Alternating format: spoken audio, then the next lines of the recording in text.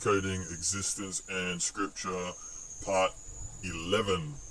Because you are all giant overgrown children and are brain dead and want everybody to spoon feed them what to think, do and say, nor study the words, you will know nothing. The study of words is etymology, and it's very basic and simple, some of the words that you don't look up and therefore don't comprehend or understand the meaning to. When the Messiah was tempted for 40 days and 40 nights, this wasn't a random scene in the Gospels. He's predicting and foretelling and prophesying and telling you what's going to happen. Satan twists and bends and manipulates the word of Scripture, just like all you Christian snakes do, sons and daughters of Satan. You all bend and twist and writhe and squirm when somebody tells you the truth, because you all are sons and daughters of deception and will do anything and everything to twist and bend words, or just not learn them, or just to stay in ignorance and darkness. One of the biggest snake twists is obviously that the covenant is gone. But does the Messiah say that? No. Does the scriptures say that anywhere? No. In fact, it does the opposite. If you spend half a second studying a single word, what does he say? Gospel of Matthew, renewed covenant. Gospel of Mark, renewed covenant. Gospel of Luke, renewed covenant. Is it time to spoon feed the baby what renewed means? Have you looked up what the word renewed means? He didn't say new, did he? He didn't say new covenant in any single gospel. He said renewed covenant, renewed covenant, renewed covenant. Let's spoon feed the baby what renewed means. A continuation after an interruption. Make fresh, strong, effective again. Bring something back to an original state. Extending, repaired, or return to good condition. Restored regime. So by definition, there is no new covenant. There's an old one that's already written about in great detail that he tells you to do every single commandment of in Matthew 5:17-20, or else you won't get into heaven. That he says he's not coming to destroy, but to fulfill, and you should do every single one, right? Now, they will manipulate and bend and twist this word Torah into law. But just like you don't know what the word Torah means because you didn't look it up, Torah means instructions, which is coming to fulfill the instruction manual. And just like you don't know what Torah means, instructions, the Greek word here that they put is nomos, because the New Testament was written in Greek. So the word there that they replace with law is nomos. Now, if you study words, you would know that what is a law? A law is an instructional way of living, right?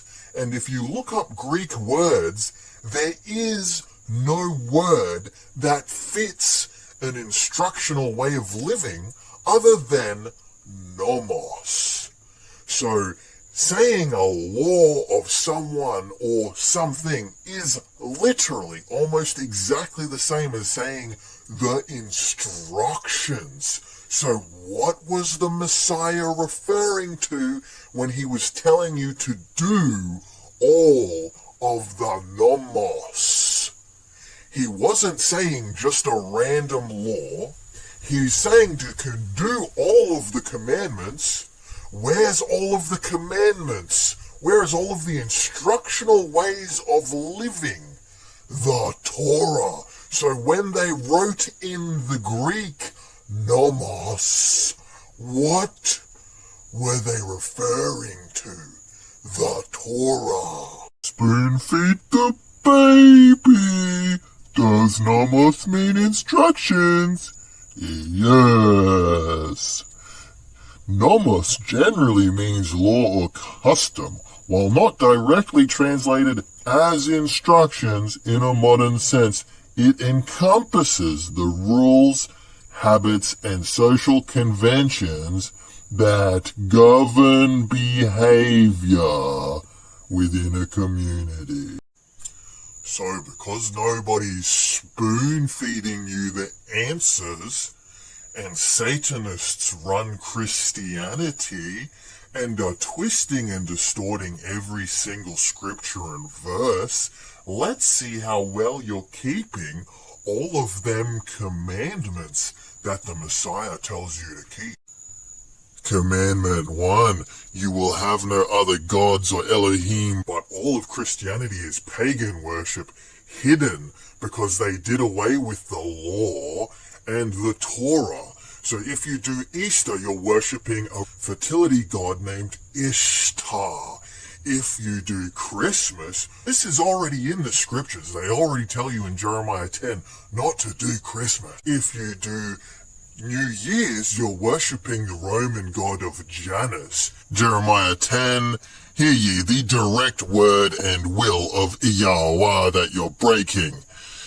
Be not dismayed at the signs of heaven, for the heathen are dismayed, because it's a sun ritual. For the customers of people are vain.